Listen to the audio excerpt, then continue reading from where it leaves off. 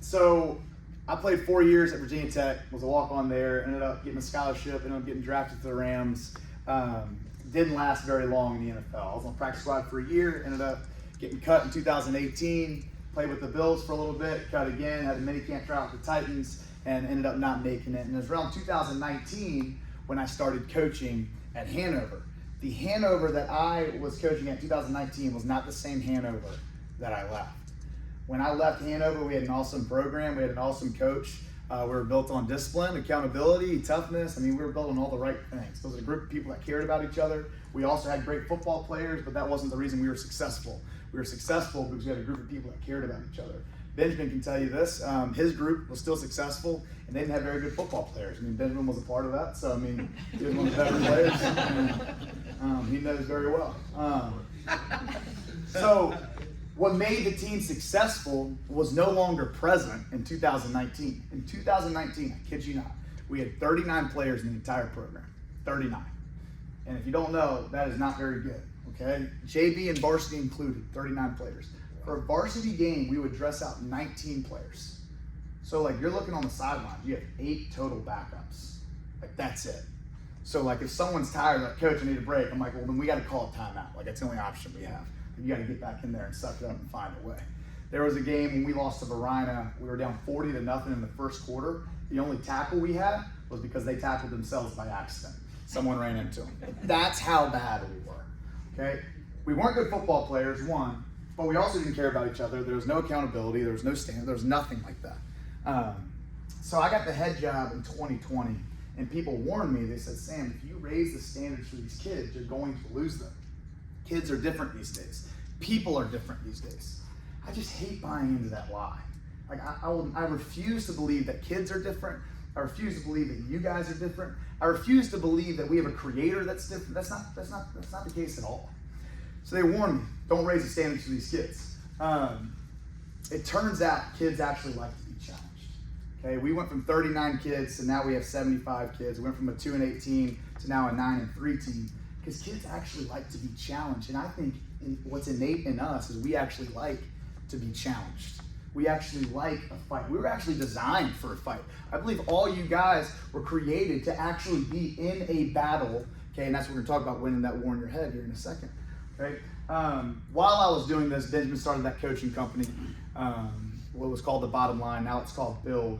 And he got me to be a part of it. So what I do now is I go to small businesses and teams, help them set culture and vision, and actually put in action steps that reflect the culture and vision. A lot of people will have certain mission statements, certain values, but there's no evidence of that in their actual company.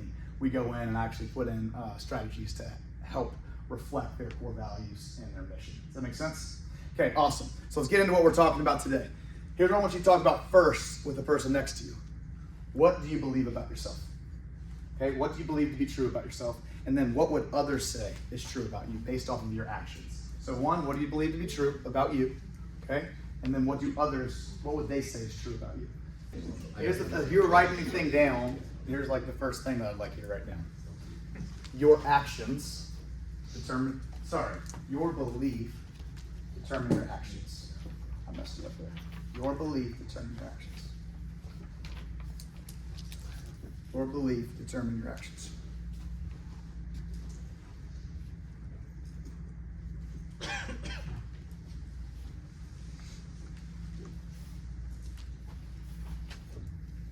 It's always manifested through your actions. Like I can't tell you that I believe that this chair will hold you. And just speak about it. And just speak about it and speak about it and speak about it. And never sit in the chair. I trust the person way more if they're not the one talking about it, they're actually the one sitting in the chair. Their actions tell me that they believe it. So when you talk about how you view yourself, those directly influence your actions. The way that you view yourself. What you believe to be true about yourself directly influences your actions. All right, now just to create like a foundation here, let's assume a couple things just for the sake of this class and to help you guys win the war in your head. I'm not saying you have to believe what I believe. I'm just saying let's assume a couple things just for the sake of this class, okay? Let's assume you were created. You're a created being, okay? Which means inherently you have purpose, all right? Let's assume that. You were created. And I'm going to give you some general characteristics that I believe you were created with, okay? This doesn't mean that you guys don't have individual gifts and all that kind of stuff. Like some of you guys are probably better at certain things than I am and all that stuff. I'm talking about some general characteristics, okay? So you were created, that's one. And then two, that you are a warrior and overcomer. You were designed that way. A warrior and overcomer, okay? Now let's define what warrior means, okay? The definition of warrior is brave fighter. Brave fighter, okay? The definition of overcomer, one who overcomes. And there's got to be an obstacle if you're an overcomer. So we get freaked out by trials. We get freaked out by tribulation. We get freaked out even by the trial, the war in our own head. But would a warrior ever be freaked out about a war? Would they? No. They're a warrior. That's actually what they were made for. They were made to be in a fight. Would an overcomer ever be freaked out about an obstacle? No. They would never be freaked out about an obstacle because they were actually made to overcome. So your belief is directly tied to your actions. And what you believe about yourself is directly tied to your actions. I think we get in the habit of seeking comfort when you actually weren't designed to do that. And I believe that's actually why Hanover has improved from that 2019 season to the 2022 season last year. Their belief changed. We didn't get an incredible amount of talent between 2019 and 2022. Sure, we got more players, but if you look at the best players in the 2019 team, they're not that much better than, or not much worse than the 2022 team. They were actually inspired to go into a fight. Their belief about the team and about themselves started to shift. Okay, I'm going to give you guys a couple stories. We've had a couple people from the team. Just, you coach a team of 75 kids. There's going to be some tough stories on that team, some tough upbringings. We've had a couple players that have had to live with us for a certain period of time. And when you see someone with such negative belief about themselves, you see someone keep talking to themselves over and over again how they can't do it, how they're not enough, because they've been told that by their parents. I mean, that's the reason they're freaking living with us. Right? I'll give you guys a couple stories to get about to live with us. They've gone on this track and they've had a tough upbringing, so they've had to come into our home. And they don't have people that are speaking into their lives and telling them that they believe that they can do it, they believe that they're warriors, they believe that they're overcomers. So they come into our house and they're trying to live with us and be a part of our family culture and abide by what we're doing and all that kind of stuff. And we're just speaking life over them. Hey, you're able to do it. I know it's tough right now, but I believe in who you are. I believe that God's created you to be. You can do it, you can do it, you can do it. And you see little glimmers of hope. You see little glimmers of change. But they had such an entrenched belief about themselves that they're not able. Okay, 2 out of the 4 people that lived with us actually decided to leave because it was getting too normal. There wasn't this chaos. They believed that they were created for this dysfunctional home. They believed it. So they'd actually leave and they couldn't handle it anymore. They couldn't handle this normalcy because their belief about themselves was so negative. They didn't believe they deserved it. They didn't believe they should be a part of our family. They didn't believe it. So they just kept running away, running back to chaos. So the question is, again, what do you believe about yourself? It is directly tied to your actions. Okay? Now, all right, so what if you don't believe something? Okay, what if you don't believe? Here's the second thing. Okay? If you don't believe it, you're going to write something down, write this down. If you don't believe it and you want to, start acting. I don't mean pretending, I mean like actions, behavior. If you don't believe it and you want to, start acting. Start behaving. There's a story, and I don't know if it's true, but it's stuck with me since I've read it. There's this story of this like husband and wife, and the husband was cheating on the wife, and the wife knew about it. Okay, the wife had figured it out, but the wife was also just diagnosed with cancer. So like very uplifting story, right? So it's a good start. Okay, husband cheated on the wife is diagnosed with cancer.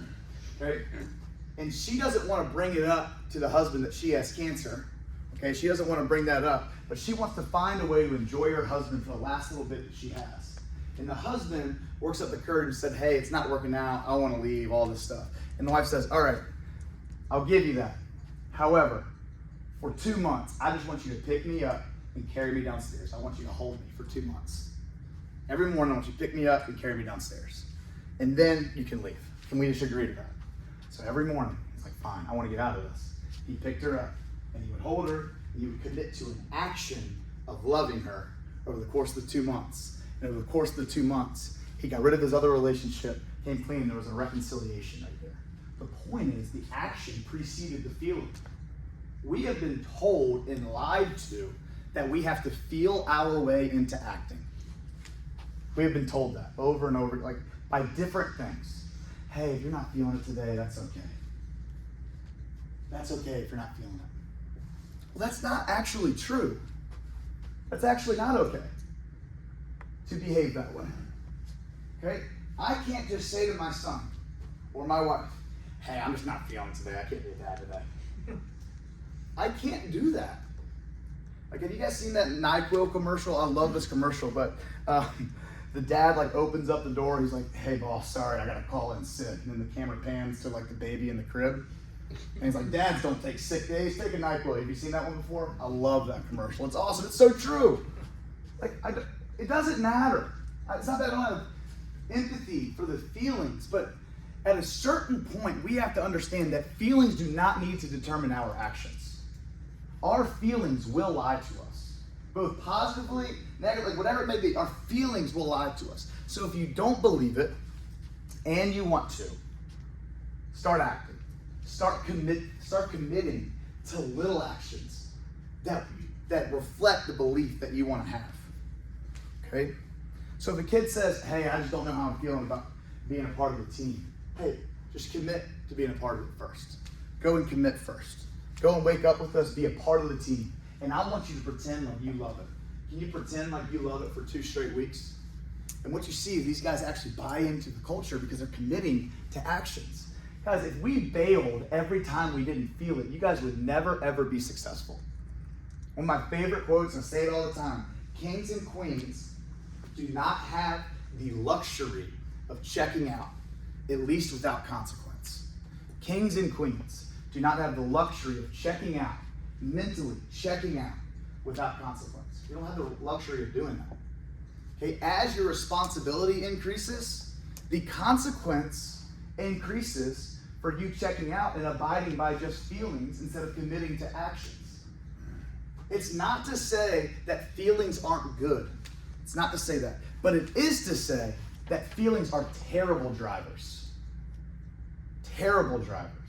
If they are driving your decision making instead of truth, they're driving your decision making, we're going to be way off track. You're going to constantly be the flaky one. You're going to constantly be the one that starts something but doesn't finish it. You're going to constantly be that person that has 1 good month and then 6 bad. Okay, you're going to constantly be that person unless you're driven by what is true. So you have to decide what is true about you and then align your actions. Don't let your actions define that originally. Decide what is true and then align your actions.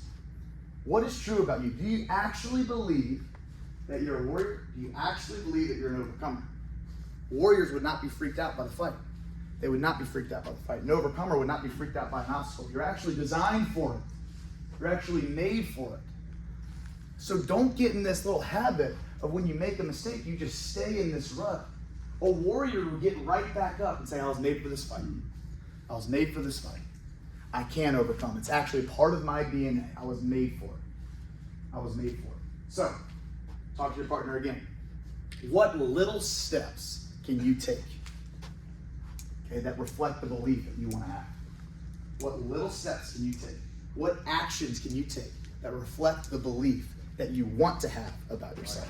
All right. Someone give me an example. Someone give me an example of a belief that they want to have about themselves and some little actions that they can commit to that reflect that belief. Tommy wants to be scheduled, but he already is. But now he wants to be more intentional, like touching his database, being in the office, going to the gym. Love it. Okay, so if the belief is that I'm a hard worker or disciplined or, both, the Yeah. action is, should be, one of the first ones to show up Yeah. consistently. Love it. Love it. Someone give me something else. Being super consistent, coming up with a daily plan before you leave the office every day, so you got a plan when you show up the next day, and you can be consistent in your work. So the belief is that you are consistent. So the Right. action is you're gonna create that schedule. Have a daily plan. Yep. Awesome. Let me give something else. One more. Let's do one more. Yeah, go ahead. Mine's more of an intangible. Yeah. So a lot of people comment on how charismatic they think I am when we're having a one-on-one conversation. So I would like to 100% believe that internally, Yeah. that I'm that way. Yeah. So, I was telling my best friend Harry that, probably, I'm gonna have to consistently do like the affirmations or dry erase marker on a mirror, in my house, like that kind of thing. Yeah. Awesome. So that leads into actually the next weapon that you can have. Okay. So one of them is committing to actions. But one of them is improving your self-talk. Okay. If you want to see really bad self-talk, meet me or anybody else on the golf course. I mean, that's the worst self-talk you could ever imagine. And you see it out loud. I mean, like if you miss a putt short, you know exactly what is coming out of someone's mouth, right? But here's a good check for you to have. If your self-talk was displayed on a jumbotron for everybody to see, you'd be pumped about that. You'd be proud of that. Okay. I want you to write down right now, just to yourself. You don't want to go with your partner. Okay. Write down your self-talk that you speak over yourself daily. That you know, both positive and negative. Write down your self-talk. What we actually say or what we want to be saying? What you actually say over yourself. What you actually say over yourself.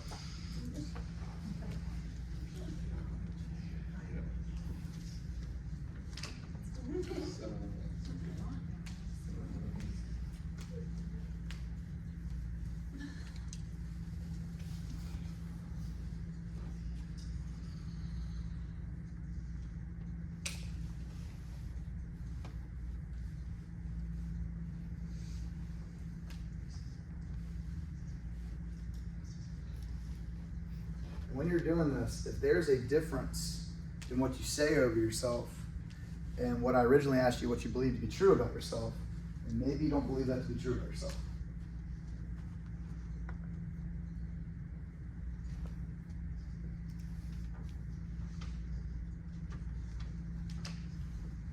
If it was displayed on a jumbotron for everybody to see, you'd be proud of it. You'd be proud of that. Would that reflect who you want to be? So like with this idea of winning the war in your head, I don't mean this as like pressure. I mean this as like an invitation, a calling out into more. Okay, so like hear my heart on this. It's not just you at stake. Okay? You winning this war in your head is not just you at stake. Like your family's counting on you winning this war in your head. Your friends are counting on you winning this war in your head. Your community is counting on you winning this war in your head. Right? And these are little tools. You don't have to feel it in order to start committing to actions. Once you commit to actions, just trust over time the feelings will come. They will come. But commit to actions. You get to control your self-talk. You get to override that. You have control over that. You are the one in control. You are an overcomer. You are a warrior. Don't be freaked out about the fight. You're in control. You are in control. You are in control of that. You get to speak that over yourself. You've been given freedom to have autonomy over your self-talk. You've been given that freedom. Those are two little steps that you can use. Right? You can commit to little actions and you can win in the self-talk. There are two things you can do to win the war in your head. Are we clear on that? Good? All right, sweet. Let's talk to leaders. And even if you're not a leader of a team, it still applies. Honestly, these couple things actually helped me with even like parenting and all that too. Helped me form my thoughts on parenting. I only have a 2.5-year-old and a couple-month-old right now, so yeah, you guys are more experienced than me.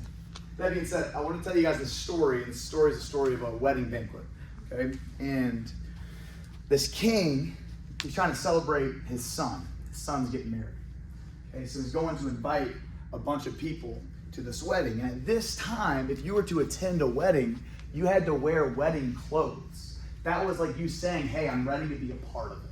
I'm ready to accept this invitation. Okay? So he sends his servants out into the country, and he's inviting a bunch of people. And a bunch of people are just declining. Say, no, that's just not me. I'm not royalty. I can't be a part of this wedding. I can't do it. That's just not who I am. Okay, so they decline the invitation. It's going around finding people. Finally get some people that believe that they are royalty, even though the invitation was to all. Believe that they are royalty and they can be a part of this wedding. Okay, so they have people show up, and it's going to be great. There's one person that shows up and doesn't have the wedding clothes on. Okay, doesn't have the wedding clothes on. So he gets kicked out. That person gets kicked out of the wedding. When you leave, the first question is it out of invitation or is it out of condemnation? Are you inviting the people that you're leading into more, or are you constantly condemning, belittling, or is it inviting into more? So when I'm asking people to join Hanover, I'm not like, suck it up, be a man. I'm like, hey, I'm inviting you into a life that's way more valuable than you have right now. That's the invitation. That's the invitation. Is it invitation or is it condemnation? So when they were going and they were inviting people, some people decline the invite because they don't believe that's who they are. Even though it may be true and even though they get the invite, they don't believe that's who they are. Okay? Some people will show up and not have the wedding clothes on. So here's the example. Someone joins your team and they're like, all right, I'm really pumped. I want to be a part of the team. But then when it comes to actually being a part of the team, actually believing that they should be a part of this team, i.e. wearing the wedding clothes, they can't hack it. They can't do it. Because even though they've said they believe that they're royalty, even though they said they believe that they should be invited to that banquet, okay, they actually don't believe. All right? So I want you to think about this real quick and write it down. When you leave, you can talk about this with your partner. When you leave, are you leaving out of invitation or are you leaving out of condemnation? Okay, and then where you can talk a little bit more detail, where have you led out of invitation? Give actions on that. Like, give me some examples. And where have you led out of condemnation? Okay, talk through that. Where have you led out of invitation? Where have you led out of condemnation? Go ahead. All right, another thing that has stuck with me. The culture of your team is who you are when you are not watching. The culture of your team is who you are when you are not watching. That's like a gut punch for me as a coach, because I know there's times when I'm not around where certain guys on the team are slacking.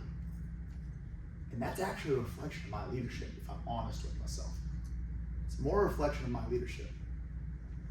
There's a chance that I might be leading out of condemnation at times instead of invitation. There's a chance that I'm telling them who they aren't more than I'm telling them who they are. There's a chance in that. Okay? The culture of your team is who you are when you are not watching.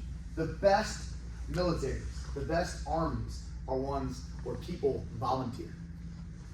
Sign up. I'm going to go be in on this. I'm going to go do it because I care about it. I care about this country, and I'm going to go sign up for it. It's the best ones. The ones that are willing to die for it. Not told to die for it, but willing to die for it. Okay? It's not robots, it's free people who are deciding to accept this invitation into more. So it's invitation and identity that we should be speaking over our team. It's not even, and this is where I'm still trying to grow. It's invitation and identity, not expectation and condemnation. Okay? Invitation and identity, not expectation and condemnation.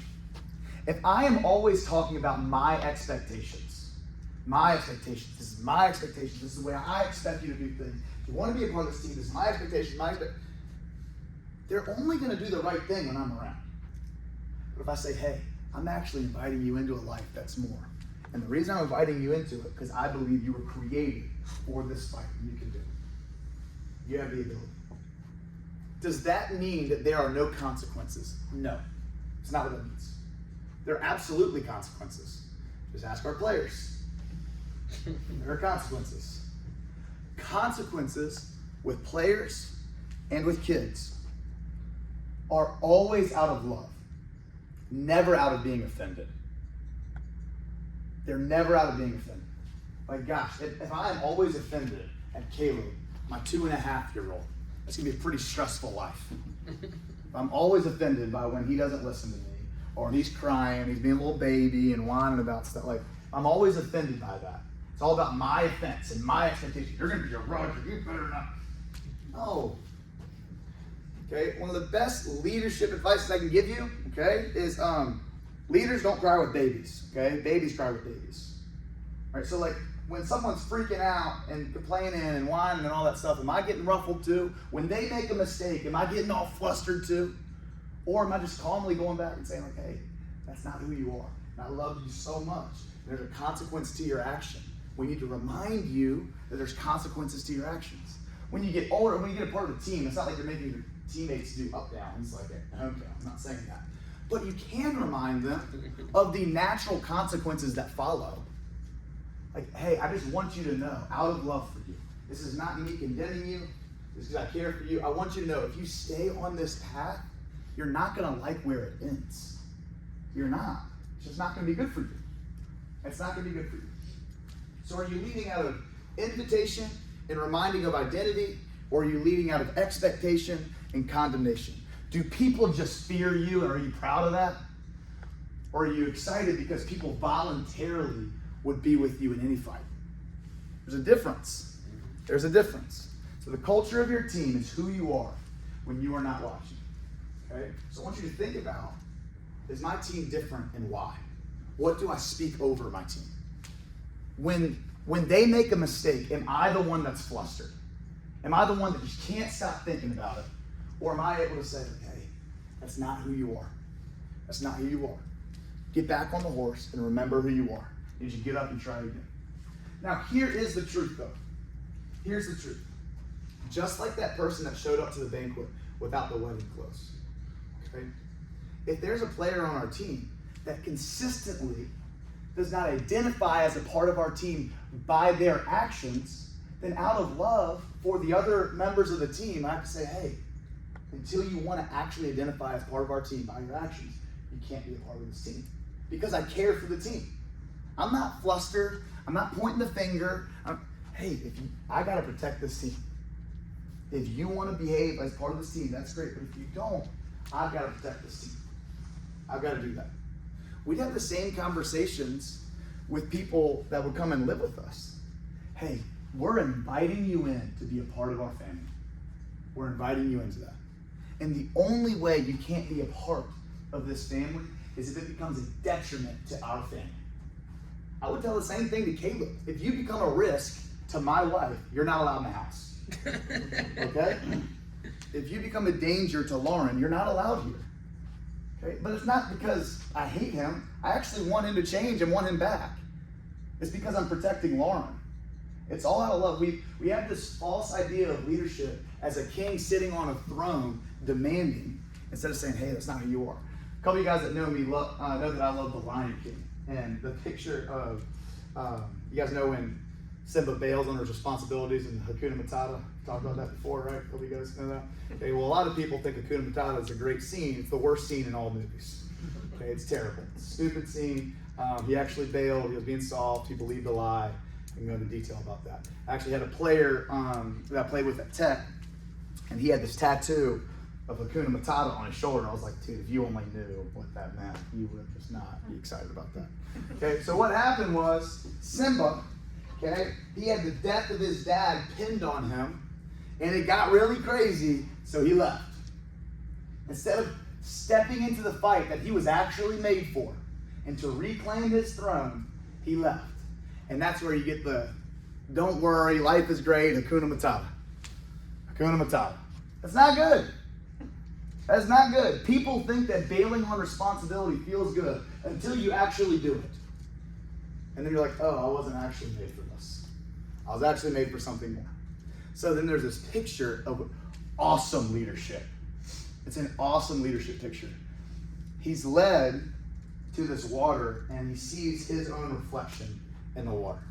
He sees his own reflection. And looking back at him is this like sad puppy face. Like, oh, I can't do it. Can't do it. And then there's ripples in the water. And then he sees his dad's reflection. And it's like this stern face. It's not a condemning face. It's this stern, confident face. Then he looks up in the sky and sees his dad. And he says, Simba, remember who you are. That was his statement. Simba, remember who you are. It wasn't, you messed up. What are you doing? Why did you run away, you idiot? It wasn't that. Guys, you've offended me. Why did you do this? You're my son, you offended me, and this makes me angry. He said, Simba, remember who you are. Confident, stern, clear, remember who you are. And him remembering who he was called him back into the fight to reclaim his throne. It calls you back into the fight. So when you are leading, don't get mad at me, are you like me with my dog Simba, who I do not lead very well, I'll be honest with you. If he makes a mistake, I do remind him of his mistake, put his nose in the mess, right? That's not a great way to handle it. I know I'm not a great dog trainer. Okay. Are you like that? Are you that bad leader? Or are you saying, hey, remember who you are? That's not you. Remember what you signed up to do. And your job is to actually help them change their belief system about themselves. That's what you want to do. That's what you encourage them to do. And out of that will come actions. Because if not, what will happen if it's out of expectation and condemnation, what's going to end up happening is they're going to clean up their act around you. They're going to get really nervous around you. When you leave, oh, thank God, I can be myself again. And that self is who they believe themselves to be. Right? So are you stepping in leadership saying, hey, remember who you are? Remember who you are. And as long as that takes, remember who you are. Remember who you are. And the only time that we get rid of them is when it affects the team. Hey, it's affecting the team. I love the team. That's why I can't have you. It's not because I don't love you. Of course I love you. But you're hurting our team. And that's why I can't do that. And this is some of the hardest decisions you'll ever have to make when you truly care for your team, is when you're protecting the greater good of the team, so you remove one. That's really, really hard. But that's what leadership is. It's not out of expectation and condemnation. It's all out of invitation and identity. Okay? All right. And I know we're wrapping up here maybe a little bit early, so I'm sorry on that. But here's what I want you guys to do, because all of this stems out of belief about yourself, and leadership is helping others to believe something about themselves, right? That's what leadership is, right? I want you to write this down, a couple things. Write down, I am, so I will. Write that down. I am, so I will. And try to create 3 to 5 statements off of that. I am, so I will. Somewhere between 3 and 5.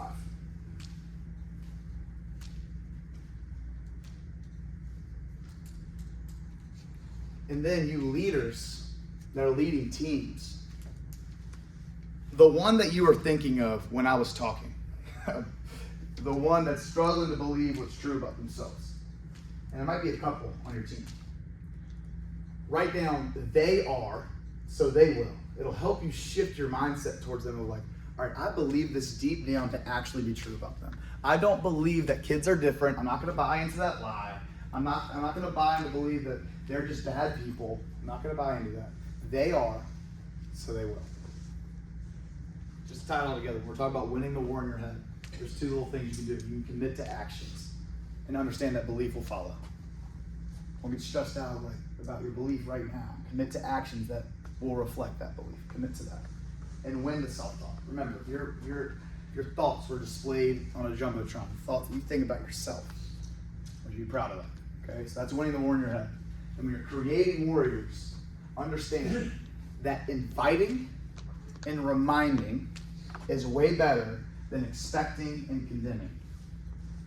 Inviting and reminding is way better than expecting and condemning. You might have short-term success with expecting and condemning. You're going to have a long-term change with inviting and reminding. Appreciate you guys letting me talk to you. Later.